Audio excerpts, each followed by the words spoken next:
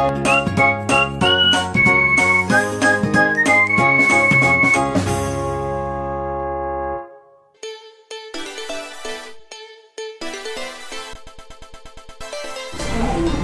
saya megang kelas 4 kemarin, memang saya melihat tuh dari masing-masing anak mempunyai karakter yang berbeda. Mungkin ya, mereka dari peralihan kelas 3 ke kelas ini, kelas 4 itu memang luar biasa sebenarnya. Sekarang kelas 4 kan sebenarnya harus dituntut untuk mandiri ya. Contoh ada beberapa anak yang mempunyai karakter yang dominan gitu. Misal kayak Nimatul Zela, dia mempunyai karakter yang visualisasi yang kalau saya terangkan di depan dia memperhatikan gitu kan, merespon apa yang saya tanya gitu. Memang ada beberapa anak juga yang kebalikannya. Assalamualaikum warahmatullahi wabarakatuh.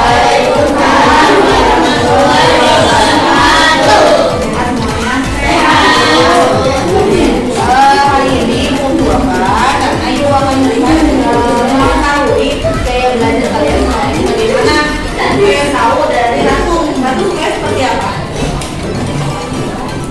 Menggambar. Kalau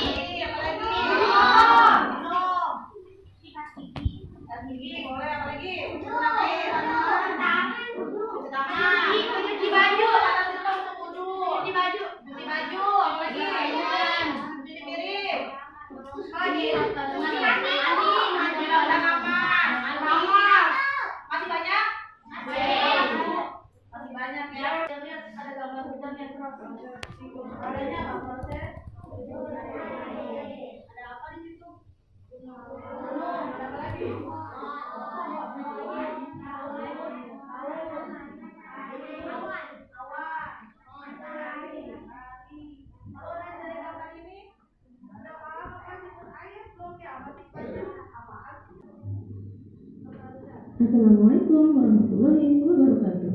Apa kabar hari ini ya anak semua? Semoga hari ini semua sehat dan bahagia ya. Hari ini kita akan belajar mengenai siklus air. Apa itu siklus air? Ada yang tahu? Jika belum, kita akan pelajari hari ini ya.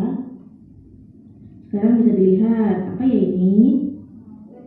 Ya, betul sekali. Ini adalah laut. Laut merupakan kumpulan air dalam jumlah yang banyak dan luas. Selanjutnya, ini apa ya? Iya, betul sekali. Ini adalah sungai. Sungai juga merupakan aliran air yang mengalir dari hulu ke hilir yang menuju ke lautan. Hari ini kita akan belajar di tema 8, subtema 1, pembelajaran 2, manusia dan lingkungan. Yaitu materi kita kali ini mengenai siklus air. Nah, tujuan pembelajaran kita hari ini yang pertama, Ibu harapkan kalian mampu mengidentifikasi peta pikiran mengenai manfaat air bagi manusia, hewan, dan tanaman dengan benar. Yang kedua, dapat menjelaskan tentang siklus air dengan benar. Yang ketiga, dapat menganalisis proses atau urutan siklus air dengan benar. Dan yang keempat, mampu merangkum peristiwa siklus air dengan runtut dan benar. Sekarang kita lihat materi sebelumnya, kita telah membahas mengenai kegunaan air. Sekarang apa saja kegunaan air itu? Yang pertama, untuk mandi, bisa untuk mencuci pakaian, mencuci piring, dan juga untuk minum. Selain itu, air juga bisa digunakan untuk menyiram tanaman, membersihkan kaca, dan juga untuk mencuci tangan. Kegunaan air yang lainnya masih banyak ya, kalian bisa cari tahu yang lainnya. Masuk pada materi kita kali ini yaitu mengenai pengertian siklus air. Siklus air adalah sirkulasi atau perputaran air secara terus-menerus dari bumi ke atmosfer dan kembali lagi ke bumi. Siklus air ini terjadi melalui proses evaporasi, transpirasi, kondensasi, presipitasi, dan infiltrasi. Pengertiannya yaitu evaporasi merupakan penguapan atau peristiwa perubahan air dalam bentuk cairan menjadi gas, transpirasi peristiwa penguapan pada tumbuhan, kondensasi peristiwa perubahan uap air menjadi cair, presipitasi peristiwa proses pergerakan air dari awan ke tanah atau hujan, dan infiltrasi peristiwa masuknya air ke dalam tanah. Sekarang kita lihat penjelasannya, bahwa panas matahari membuat air laut menjadi menguap atau disebut dengan evaporasi. Begitupun dengan sungai. Sungai pun mengalami penguapan karena panas dari matahari. Penguapan ini pun sama disebut dengan evaporasi. Kemudian, selain dari air sungai ini, terdapat tumbuh-tumbuhan yang juga mengalami penguapan yang disebut dengan transpirasi. Selain air laut, sungai, dan pun sama mengalami penguapan akibat panasnya dari matahari. Semua perairan yang ada di permukaan bumi akan mengalami penguapan karena panas dari sinar matahari. Proses ini kita kenal dengan evaporasi ya, dengan evaporasi. Sedangkan untuk tumbuhan penguapannya disebut dengan transpirasi. Setelah proses evaporasi, uap air tersebut berkumpul menjadi titik-titik air dan membentuk awan yang disebut dengan kondensasi. Tahap selanjutnya yaitu presipitasi. Presipitasi adalah turunnya air ke permukaan bumi yang biasa kita sebut dengan hujan. Air hujan yang turun ke bumi itu ada yang menjadi air sumur dan juga meresap menjadi air tanah. Pada proses ini disebut dengan infiltrasi. Kemudian air hujan pun turun ke sungai dan juga turun ke lautan. Proses ini terjadi secara terus-menerus dan berulang-ulang. Itulah yang disebut dengan siklus air. Dari mulai air mengalami evaporasi, tumbuhan mengalami transpirasi, lalu kondensasi, kemudian presipitasi, infiltrasi, dan kembali lagi mengalami evaporasi. Yang terjadi siklus air adalah perputaran air secara terus-menerus dan berulang-ulang ya. Dia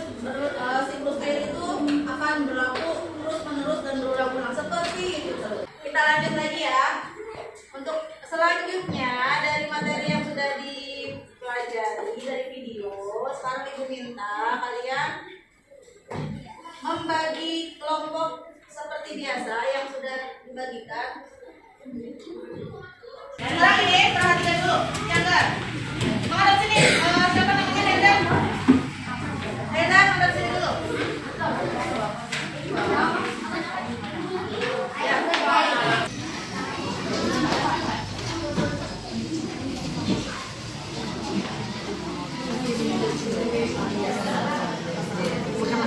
Ini sudah dibilang ya.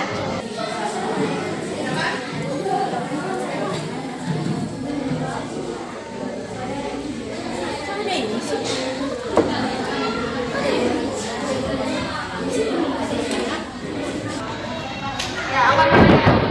Mengenai apa tadi yang tadi kan yang ada dalam video kan? Nah ini ada macam-macam bagian, ada tahapannya. Nanti pada tahapan ini kalian praktekkan di depan bagaimana proses urutannya secara benar. Bacanya, ya. Kalau misalkan berdasarkan pertama nih, pertama. Assalamualaikum warahmatullahi wabarakatuh.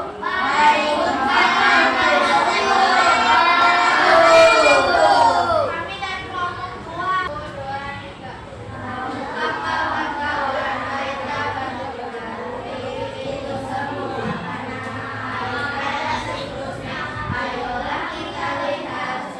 Apa prosesnya? Siklus air dengan tahapannya. Disebut fermentasi. Kalau membentuk awan disebut kondensasi. Air jatuh ke bumi disebut precipitation. Siklus air itu tahapannya.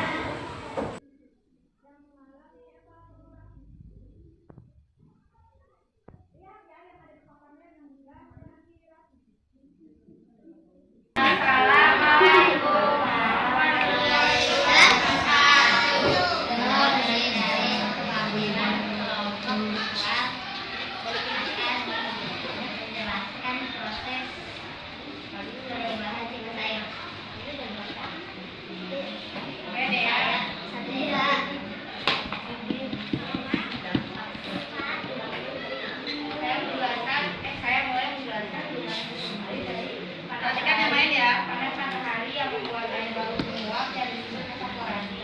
Lalu uap air terkumpul di udara dalam bentuk awan yang disebut kondensasi. Selanjutnya awan yang penuh dengan uap air tertiup angin ke daratan. Lalu uap air jatuh ke bumi dalam bentuk hujan disebut presipitasi.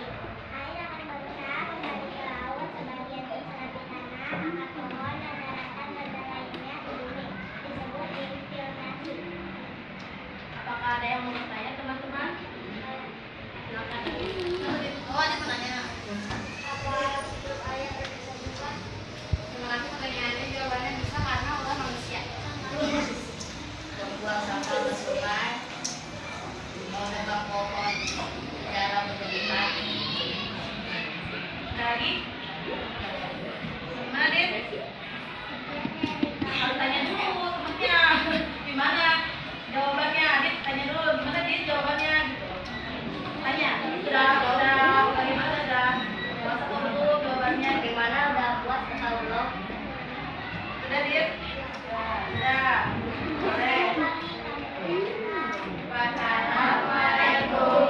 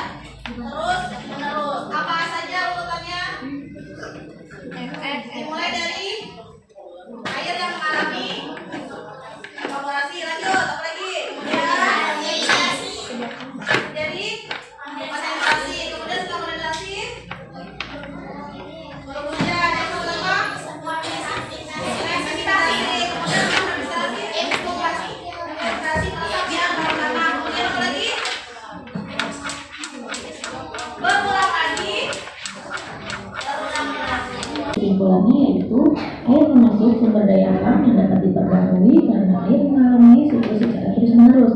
Lalu semua air di permukaan bumi yang menguap sampai dengan air jatuh ke bumi atau yang disebut dengan hujan akan diserap oleh tanah menjadi air tanah, lalu ada yang merembes ke sungai sampai ke laut dan kembali terulang secara terus-menerus. Dan berikut adalah kesimpulan dari proses siklus air. 3 kelompok 1 dan kelompok 2. Baik lagi nggak? Nah ini Ibu minta nanti kalian kerjakan